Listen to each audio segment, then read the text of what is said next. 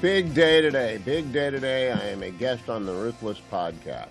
So I can check that off my bucket list. Sat down with the fellows yesterday. It dropped this morning. More importantly, Nevada looks like it's in the bag for Donald Trump. The early voting update last night. The Republican lead in early and mail-in voting in Nevada is 40,000 votes. They usually are behind in Nevada, and you're beginning to feel an earthquake. Now, you're going to hear Democrats talk all day long about the tasteless, offensive joke by the insult comic who opened the Madison Square Garden rally 2 nights ago, and it does not matter. I know that some people were offended, but people are not going to vote based upon a bad comic's bad joke about our fellow citizens in Puerto Rico. They're just not going to do it. And the fact that Team Harris is banking on it is not because they think it's effective. They're trying to get you not to watch the Shannon Sharpe interview of Vice President Harris. Shannon Sharpe, great receiver, Hall of Fame receiver. I mean, just a fabulous guy, except he was a Denver Bronco. Sat down with Kamala Harris last week on Club Shay, his podcast. And I listened to it with disbelief yesterday because it is her worst interview yet. Club Shay interview, the worst interview yet. Her numbers with black men must be terrible, because this is the demographic they're aiming for, and it's almost exclusively what they talked about. Now, Shannon Sharpe doesn't do politics. He sounds doing politics like I would sound doing sports and football analytics. All right, I'm a fan. I'm not a professional. And so I can tell you that the Browns beat the Ravens on a remarkable, Jameis Winston came back from nowhere and threw for 330 yards, and I'm a happy fan. But I can't tell you what happened in that game. I'm not a football genius. I'm a football fan. Shannon Sharpe doesn't know politics. So he tries his best to serve up softballs. And the vice president is so bad at this. I want everyone to watch the Shannon Sharpe thing. I posted it on my X.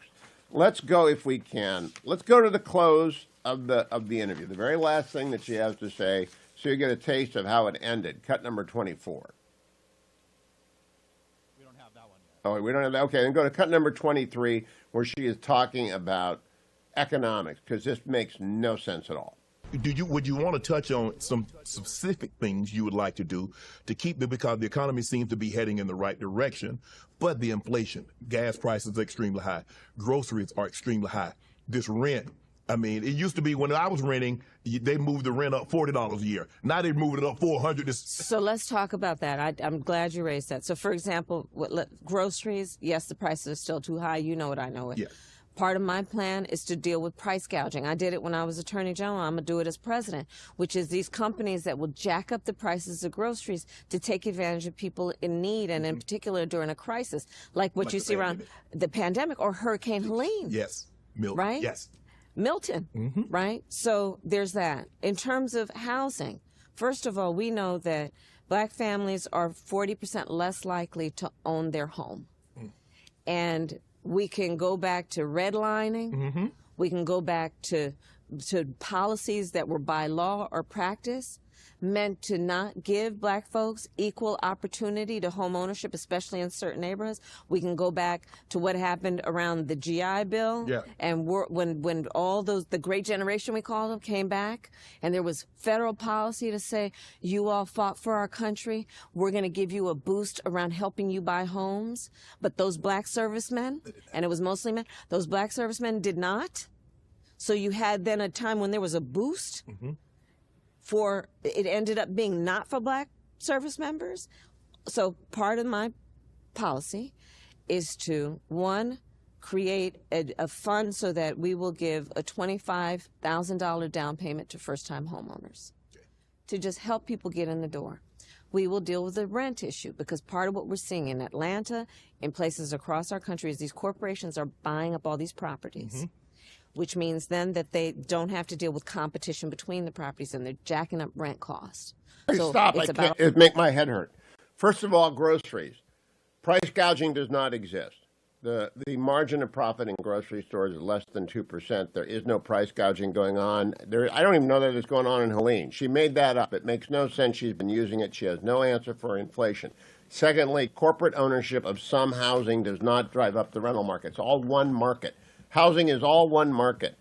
It's gone up because the cost of everything a landlord has to buy to create a rental unit has gone up 20% under Biden-Harris. She has no answer for that. And then the GI Bill, she makes it sound like it excluded blacks. It did not exclude blacks. I said, wait, did the GI Bill actually exclude blacks? It was before Brown v. Board. But I thought, well, let me go back and look. And sure enough, everyone was eligible for the GI Bill. Whether or not they used it, I don't know. And the $25,000 per individual, that's not going to help anybody. That's going to drive up the cost of entry-level housing by $25,000 minimum. So it's just absolute economic incoherence. Do we have cut 24 yet, the end of this interview? Okay, cut 24, the end. No, I said not yet. Oh, not yet. Okay, then let's go to cut number, I like this one, cut number 4. Polls suggest that voters trust President Trump, former President Trump, more on the economy. What can you tell the voters, our viewing audience, our listening audience, that if you were to become president, wow, Madam VP Kamala Harris will be much better on the economy than what President Trump was? Well, so I'm really glad you brought that up, Shannon. So first of all, let's clear up certain myths. Okay. You know those checks that went out? Yes. Those stimmies? Right. Right. Stimulus check. Yeah, I know. Well, right. Yes. Yes. We got to be for stimulus, but they call them stimmies. Okay. What checks is she talking about? You know those checks that went out? Is it PPP checks that saved everybody's business? They went out under Trump. Are they the checks that went out in the first stimulus bill under Harris and Biden, which set off inflation by 20%? Does she really want to make that? I mean, we don't know what she's talking about anytime throughout this interview. Cut number 5. So what I'm talking about doing right now is based on longstanding work. It's not new. But as President of the United States, part of why it is important is it is a new approach to that job. It is about a new way that is based on a new generation of leadership, that is based on new ideas, and frankly, Let me explain what she says here. I've got nothing, Shannon. I've got nothing. You've asked me a question about what am I going to do different. I got nothing for you. Cut number 6. This one is a killer. You know why, Shannon? Small businesses can't afford to hire a bunch of accountants. Yeah, they can't help. And a bunch of lawyers. But that shouldn't be the reason they fail, because they didn't fill out the form properly. Right. Right? Yes. So my approach is really Remember that Kamala Harris and Joe Biden wanted to hire 87,000 more IRS agents, but black businesses can't hire lawyers and can't hire accountants? It's so bad. Cut number 7. This is a U-turn to beat all U-turns. Is Medicare for all a priority for you? What is a priority for me is making sure Stop. that She's co-sponsored Medicare for all with Bernie Sanders in the Senate. Can't say that. Cut number 8. unreasonable search and seizure, your Fifth Amendment right, your Sixth Amendment right to an attorney. Well, a lot of rights going to be gone. The First Amendment. But the First Amendment, the Second Amendment. Yes. Look, I'm in favor of the Second Amendment. I don't believe we should be taking anybody's guns away.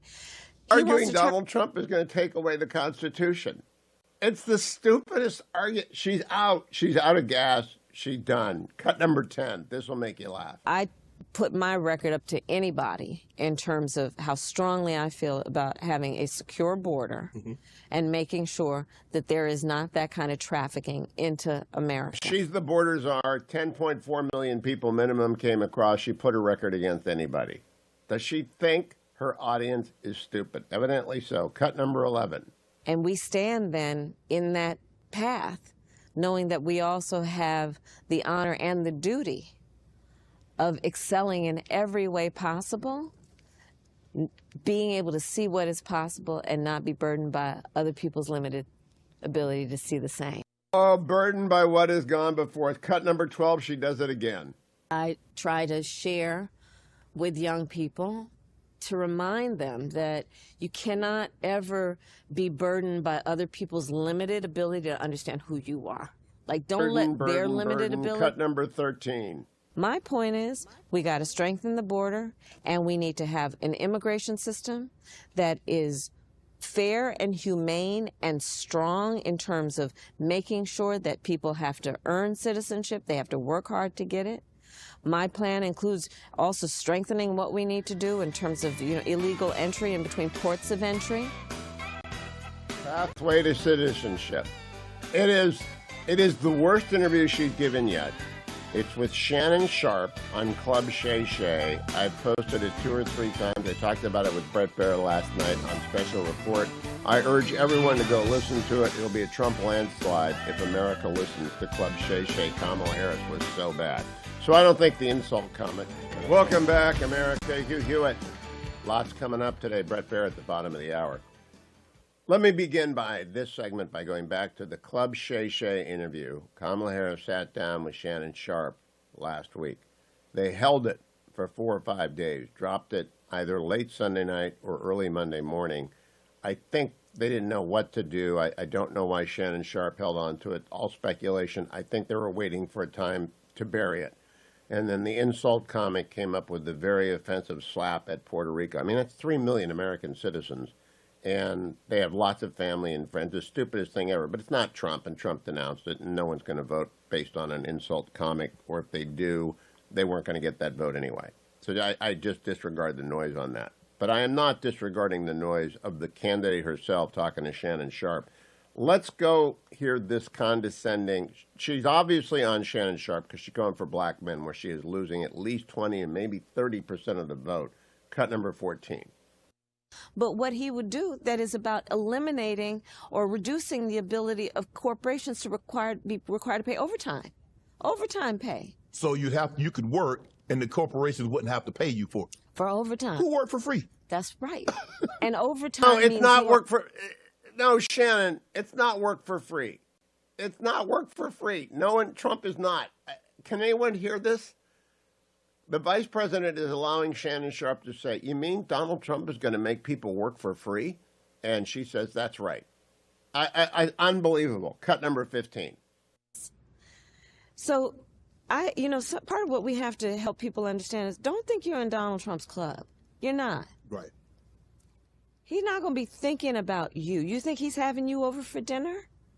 You think that when he's with his buddies, his billionaire buddies, he's thinking about what we need to do to deal with addressing, for example, my work around what I'm doing to address disparities in black men's health, around colon cancer, around what we need to do around screenings, what we need to do around prostate cancer. Black men are twice as likely to have, and screening.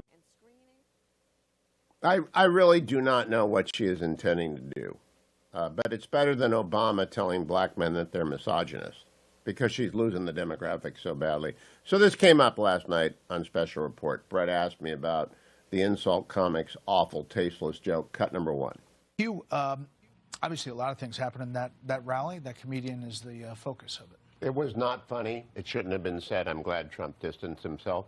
I would go on offense if I was President Trump, though. Point people to Club Shay, a podcast that the vice president did today, which was an utter disaster. Another one of her, as Abe Greenwald of commentary said, interviews are her kryptonite. She had a lot of kryptonite today, so I would move off the joke and back to the candidates as soon as possible. Why was it so bad? She could not speak in other than cliches, and he could not ask a question about policy. So the vacuity of the interview overwhelms you, as do the number of ads that Shannon Sharpe put in there. So he's a fine sports guy. He doesn't know politics, and she doesn't know politics. It's absolutely a substance-free hour full of ads. Brett comes back on at the end. Cut number 2. What do you think of the closing act here, Hugh? Obviously, we're going to see these battleground states over the next 7.5 days visited by everybody. But what about the closing message? Unfortunately, I feel like 2012. Guy and I were together when I thought Mitt Romney was going to win. I think Donald Trump's going to win. I think he is surging. And one thing you mentioned in your swing state thing, we've got Dave McCormick in Pennsylvania, great organization. Mike Rogers in Michigan, great organization. Eric Hovde in Wisconsin, great organization. Those are 3 strong candidates with a strong president who is developing momentum with every single day. And I agree with Guy, a joke is not going to derail that train. Guy was saying it was terrible. I thought it was terrible. I couldn't believe, if I were Trump, I'd actually fire whoever put him on the stage, unless it happens to be one of the kids. But insult comics, I've never liked them. I like Don Rickles. He never attacked people personally.